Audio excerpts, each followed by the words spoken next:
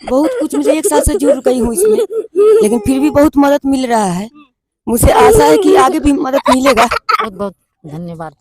मतलब आप देख सकते हैं कि आंखों में एक खुशी की चमक दिख रही है कि हाँ हमारे साथ कोई खड़ा है, हाँ कोई है जो हमें हिम्मत दे रहा है। खुदा ने मुझसे एक अंग छीना तो क्या हुआ, हिम्मत बहुत है मेरे भीतर इन लोगों की मदद के लिए।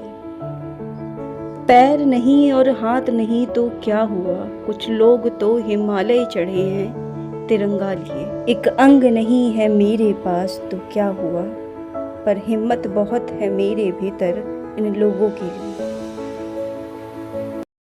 आज के आधुनिक समय में जब इंसान अपने परिवार को ही नहीं संभालता, अपने परिवार को ही छोड़ देता है दर बदर भटकने के लिए, लेकिन आज के इस समय में भी कुछ लोग हैं जो खुद पूरी तरीके से शारीरिक रूप से सही नहीं है, लेकिन फिर भी बन रहे हैं उन लोगों की लाठी जो है किसी भी तरीके से शारीरिक रूप से कमजोर।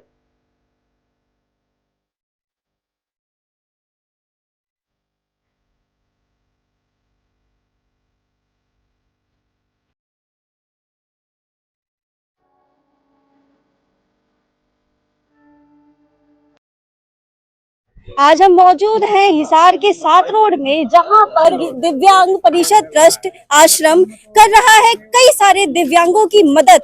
क्या कुछ मदद हो रही है, किस तरीके से आज इन दिव्यांगों की मदद की जा रही है, आपको यहाँ पर ये भी बता दें कि ये ट्रस्ट कई सालों से दिव्यांगों की लाठी बन रहा है उनके लिए उम्मीद कि हाँ आप अकेले नहीं हैं, आपके साथ खड़े हैं कई सारे लोग।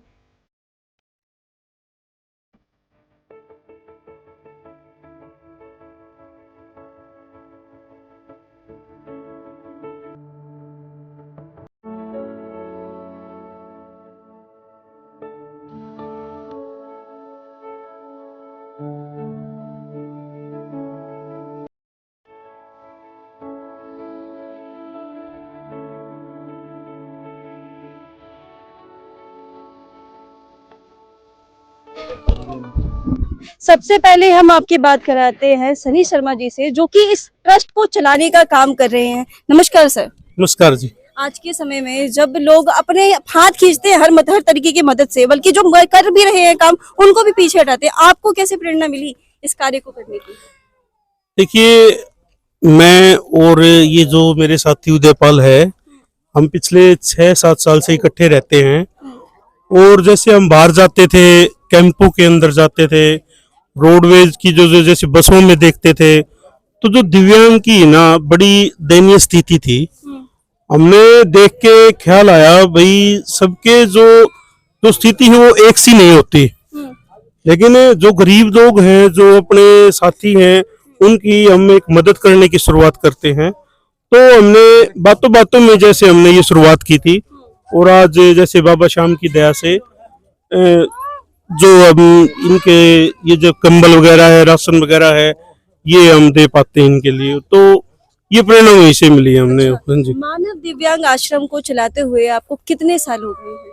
ये 10 जनवरी 2021 से हमारा जो मानव दिव्यांग परिषद ट्रस्ट विकलांग आश्रम 7 रोड कलां की पावन धरती पे जो ये हमारा विकलांग आश्रम चल रहा है पिछले 4 साल से, तो 4 साल लगभग 4.5 साल से ये आश्रम चल रहा है। अच्छा, लोगों का कितना सपोर्ट रहता है?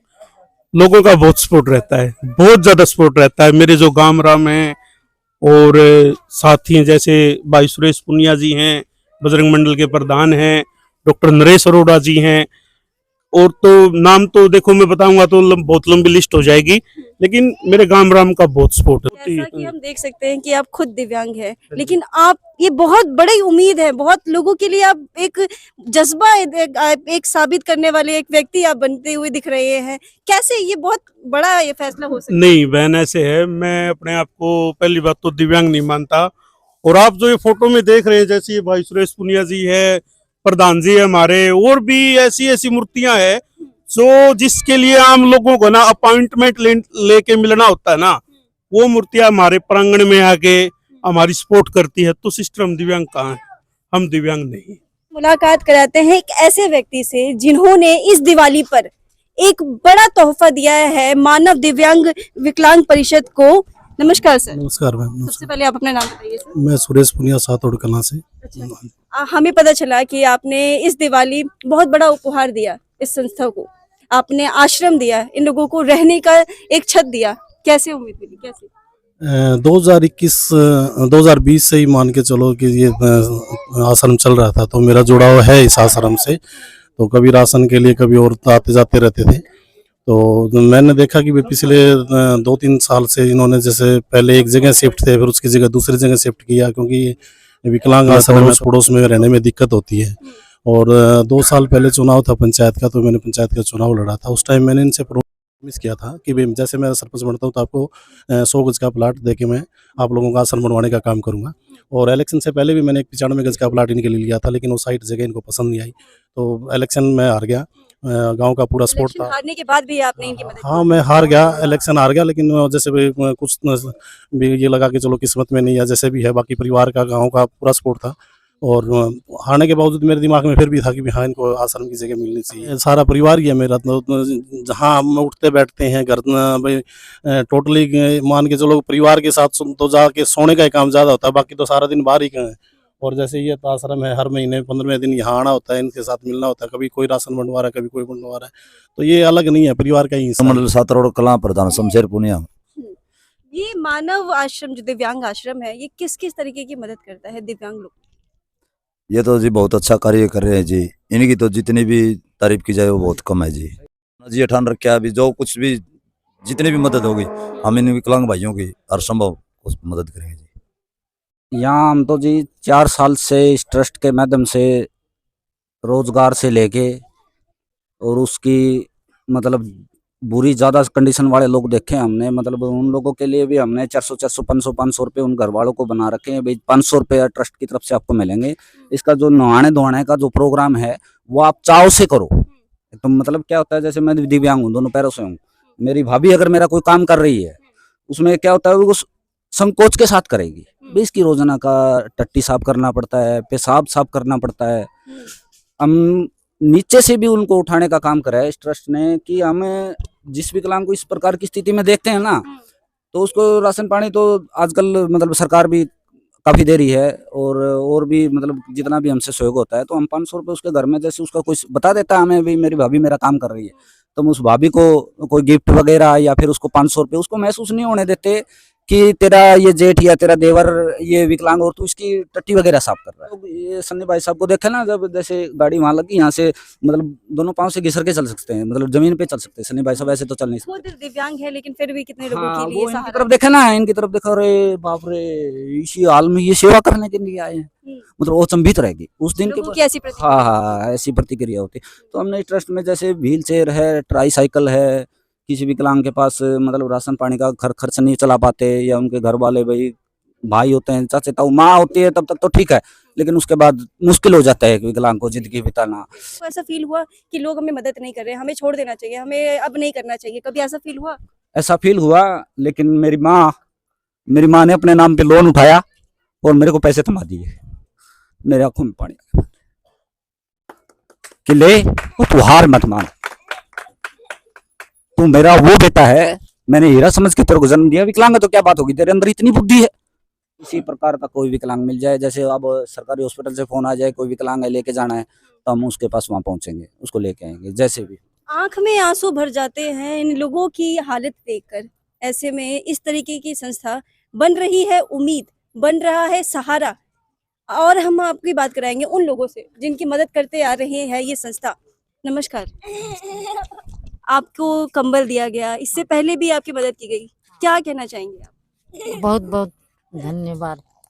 मतलब आप देख सकते हैं कि आंखों में एक खुशी की चमक दिख रही है कि हाँ, हमारे साथ कोई खड़ा है, हाँ, कोई है जो हमें हिम्मत दे रहा है।